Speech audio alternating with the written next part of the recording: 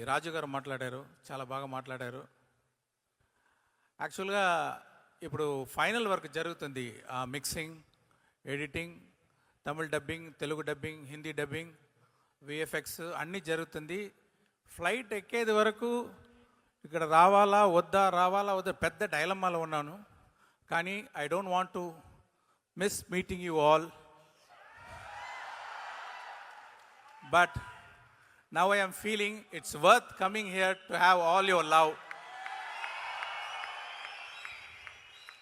నాకు పోకిరి ఒక్కడు అలాంటి మాస్ మసాలా ఎంటర్టైనర్స్ అంటే చాలా ఇష్టం. నేను కూడా ఒకసారి అలా పిక్చర్ తీయాలి అనుకున్నాను. దాంట్లో నా కంటెంట్, నా ఇంగ్రీడియంట్స్ కలిపి అలాంటి ఒక fast paced mass masala entertainer చేయాలి అనుకున్నాను.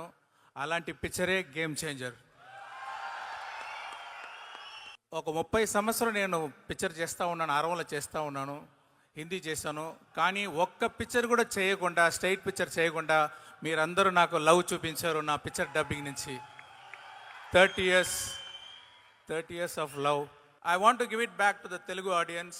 I tried my level best for the past 15 years. First Chiranjeevi గారితో చేయాలని ఎంతో ట్రై చేశాను. అది ఏమో సరిగా it didn't fall in place. And then Mahesh Babu తోటి చేయాలని ఒక ప్లాన్ చేస్తాము. అది కూడా ఏదో దాటిపోయింది. తర్వాత ప్రభాస్ తోటి చేయాలని ఒక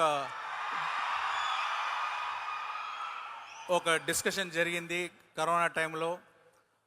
అది అన్నిటికీ చేర్చి ఇప్పుడు రామ్ చరణ్ తోటి చేయాలనే ఇది అన్నీ పోస్ట్పోన్ అయింది అనుకుంటున్నాను.